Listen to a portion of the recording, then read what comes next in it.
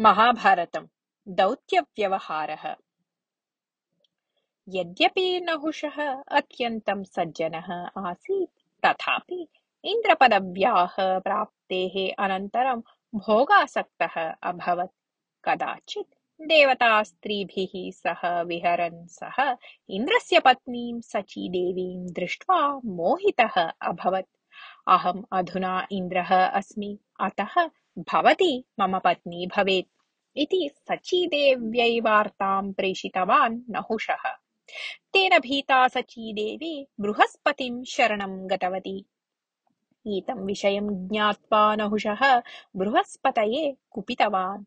ऋषयः, मुनयः, देवताः च परस्त्रीणां विषये व्यामोहः पापकरः इति यदा बोधितवन्तः, तदा सः तान् निन्दितवान्। एतादृशानि कार्याणि बहूनि इन्द्रः अपि कृतवान् अस्ति। तदा किमर्थं तं नीतिं न बोधितवन्तः भवन्तः इति प्रतिपृष्टवान् च। अन्ते अनन्यगतिकाः देवाः सर्वे सम्भूय बृहस्पतेः समीपं गत्वा उक्तवन्तः, भोः गुरुदेव, नहुषः अधुना बहु कुपितः अस्ति। शचीदेवी तस्य पत्नी यथा भवेत् तथा भवान् करोतु, अन्यथा अस्मिन् लोके अस्माकं जीवनमेव कष्टकरं भवेत् इति। एतं विवाहप्रस्तावं श्रुत्वा शचीदेवी बृहस्पतिम् उक्तवती, अहं सर्वविधमपि दुःखं सोढुं सिद्धा अस्मि, परन्तु नहुषस्य पत्नी तु कदापि न भविष्यामि। अहं भवन्तं शरणं गतवती अस्मि, इदानीं मम संरक्षणं भवतः दायित्वम् इति। तदा बृहस्पतिः अपि प्रतिज्ञां कृतवान् यत् अहं शचीदेव्याः रक्षणं करिष्यामि इति। किन्तु तात्कालिकरूपेण नहुषस्य कोपस्य शमनार्थं कोऽपि उपायः चिन्तनीयः एव आसीत्। अतः बृहस्पतिः उक्तवान्, नहुषः इदानीं गर्वेण उन्मत्तः, विवेचनाशून्यः च जातः सन् अवनतेः सीमां प्राप्तवान् अस्ति। अतः सद्यः समस्यायाः व्याक्षेपणार्थं शचीदेवी नहुषस्य समीपं गत्वा विवाहार्थं कालावकाशं पृष्ट्वा आगच्छेत्। पश्चात् कालः एव अस्माकं समस्यायाः परिहारं सूचयिष्यति इति। बृहस्पतेः सूचनानुसारं शचीदेवी नहुषस्य समीपं गत्वा, भोः, इन्द्रस्य विषये मया अद्यपर्यन्तं कापि वार्ता न ज्ञाता अस्ति। यदा तस्य विषये कामपि वार्तां ज्ञास्यामि, तदा अहं भवता परिणीता भविष्यामि इति उक्तवती। नहुषः अस्तु इति अङ्गीकृतवान्। अनन्तरं ऋषयः इन्द्रस्य समीपं गत्वा तस्य पापस्य परिहारार्थं तेन अश्वमेधयागं कारितवन्तः। पश्चात् इन्द्रः स्वर्गं प्रत्यागतवान्, परन्तु नहुषस्य तेजः दृष्ट्वा भयेन सः पुनः अपि पलायनं कृतवान्। तदा शचीदेवी तम् अन्विष्य तस्य समीपं गत्वा, कृपया भवान् नहुषं मारयित्वा पुनः भवतः इन्द्रपदवीं प्राप्नोतु, अन्यथा अहं प्राणत्यागं करिष्यामि। अहं तस्य पीडां सोढुं न शक्नोमि इति उक्तवती।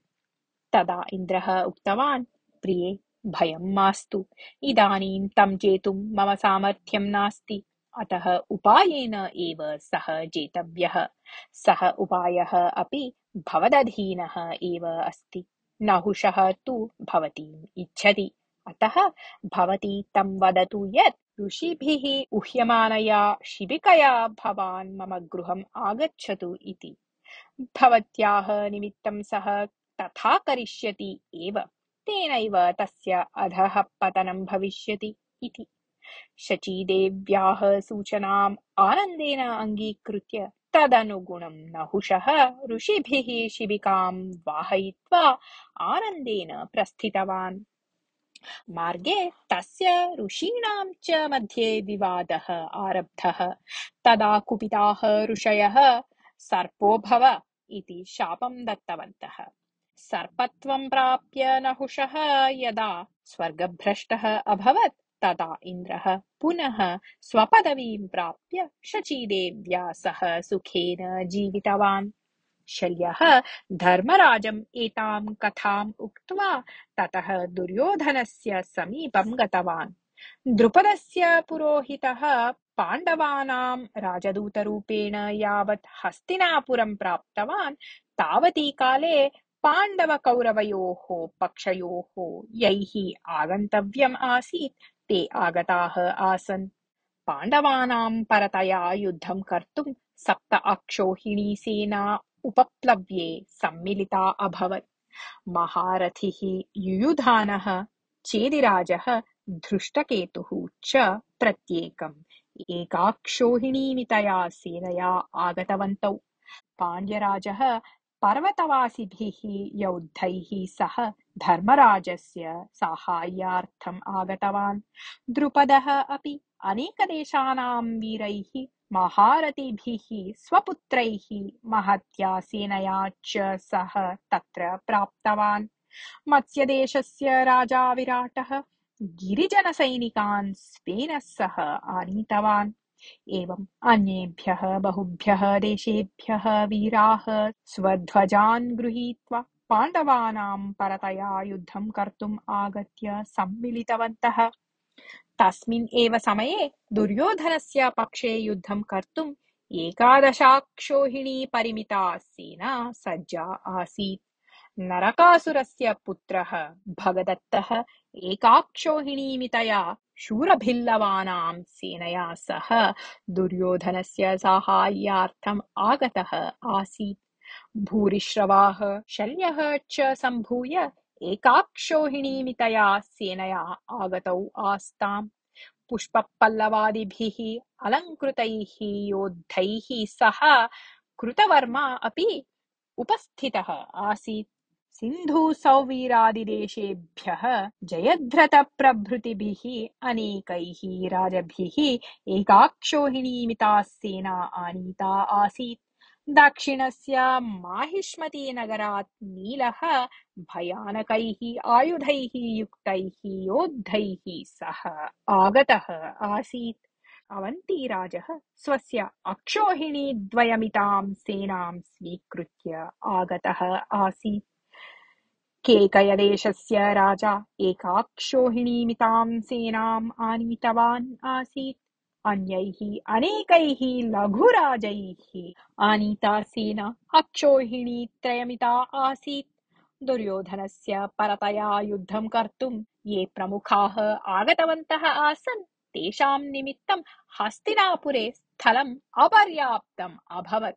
ताः सेनाः पञ्चनदप्रदेशे, कुरुजाङ्गले, रोहितकारण्ये, मरुभूम्याम्, आहिच्छत्रे, कालकूटे, गङ्गाकूटे, वाराणस्यां, वाटधाने, विशालायाः यमुनायाः शीतले तीरे च शिबिराणि स्थापितवत्यः।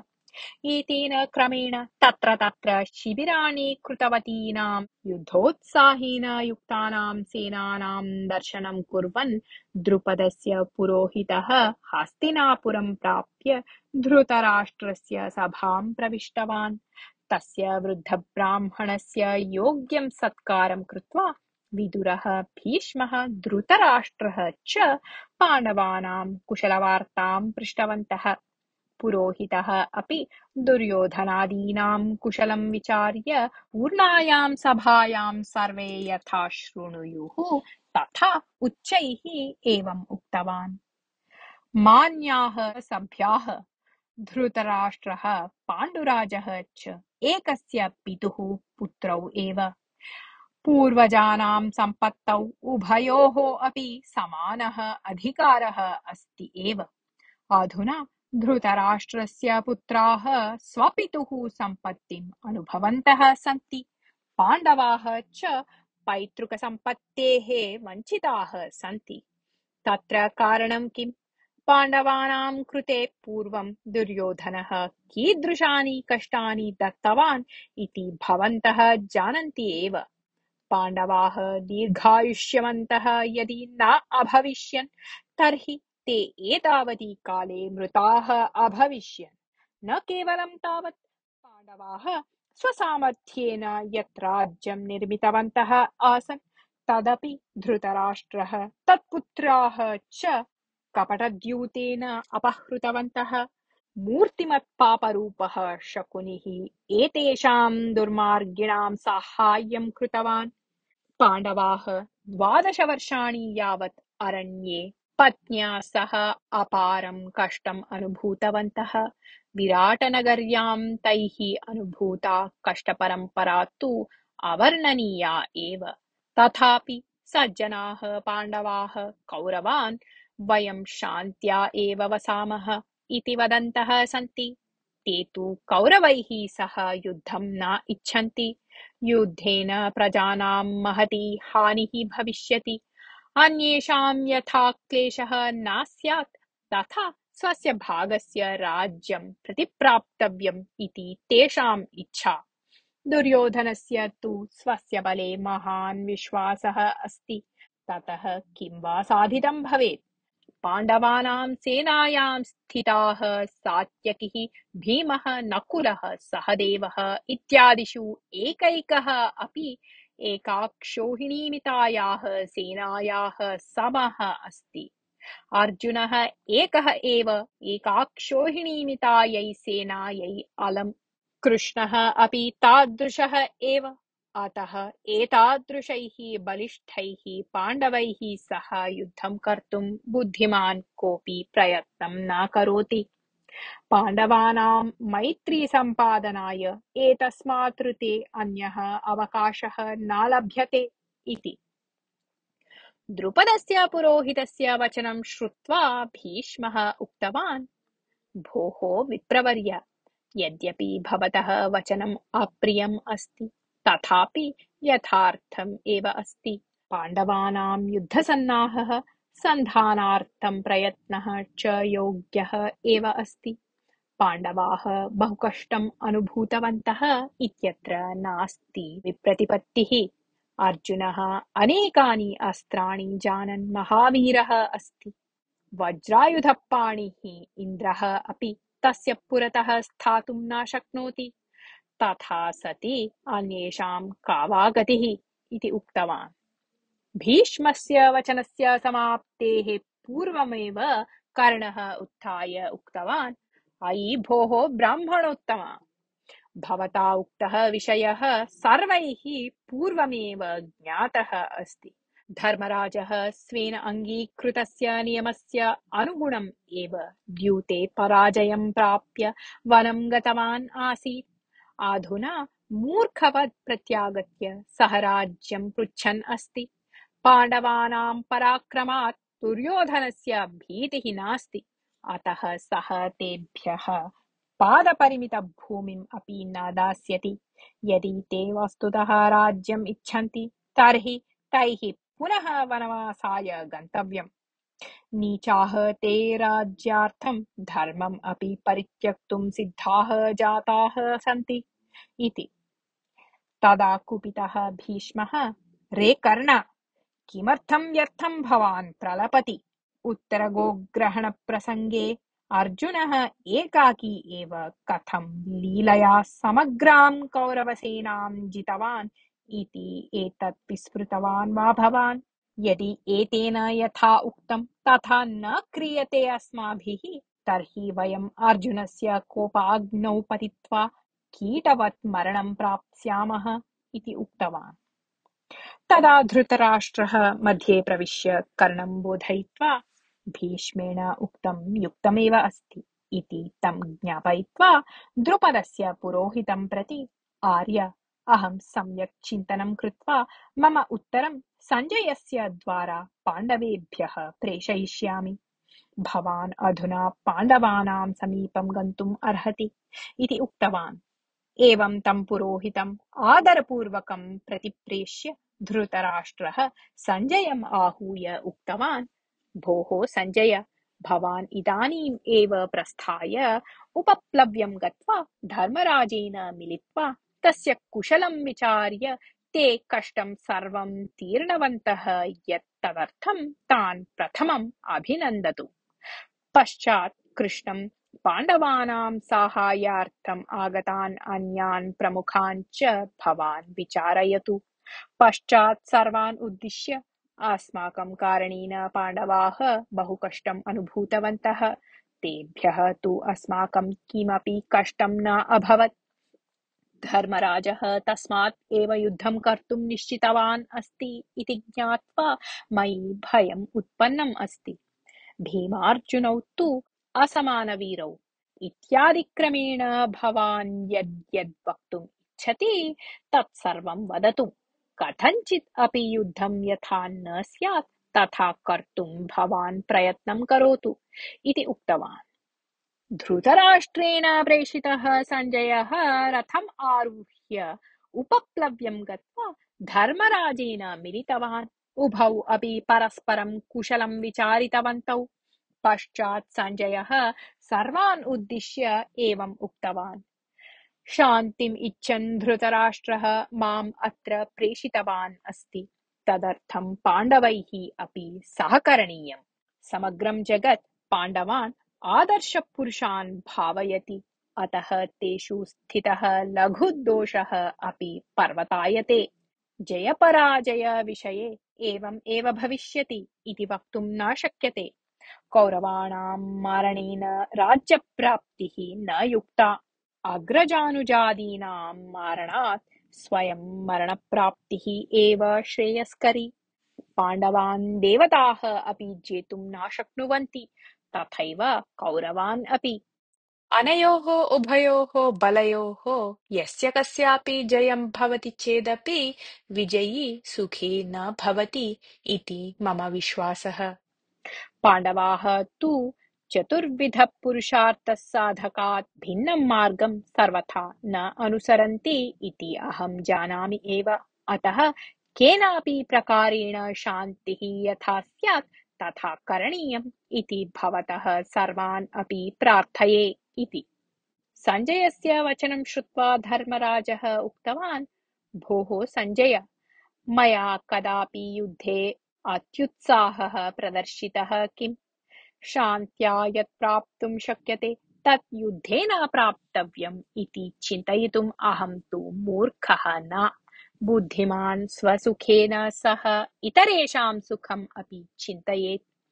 समग्रं वनम् एव यदा अग्निना व्याप्तं भवति तदा यदि कश्चित् मम कष्टम् आपतितम् इति रुद्यात् तर्हि तत् मूर्खतायाः ऋते किम् अन्यत्?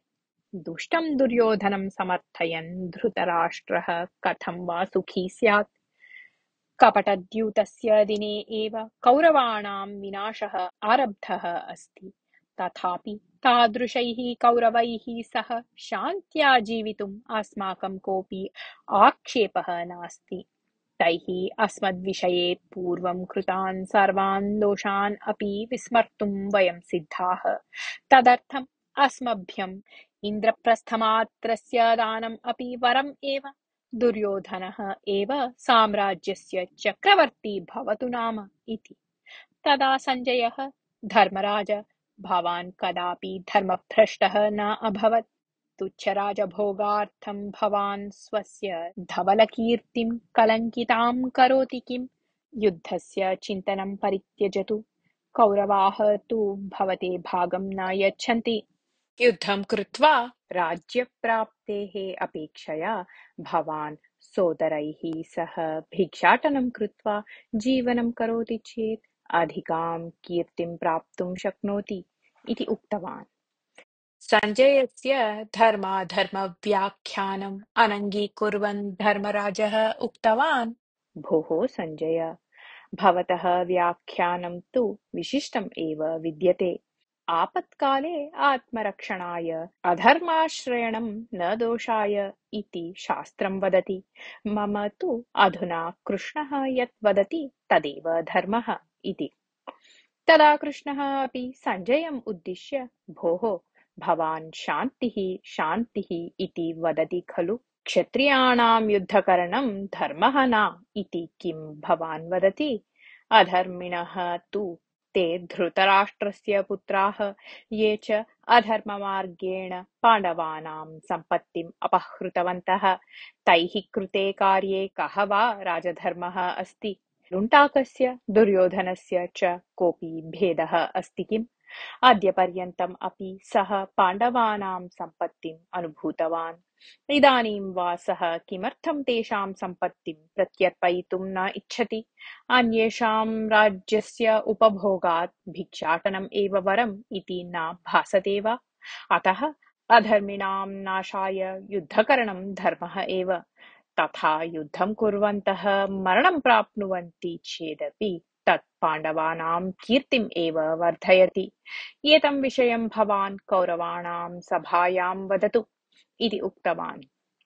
पश्चात् सञ्जयः मया यदि कोऽपि अपराधः कृतः स्यात् तर्हि कृपया क्षम्यताम् इति सर्वान् सम्प्रार्थ्य ततः यदा प्रस्थितवान् तदा धर्मराजः तम् उक्तवान्, भोः सञ्जय, वयं वस्तुतः शान्तिम् एव इच्छामः। यदि धृतराष्ट्रः अपि शान्तिम् इच्छेत् तर्हि अस्माकं राज्ये कञ्चित् भागं वा ददातु सः।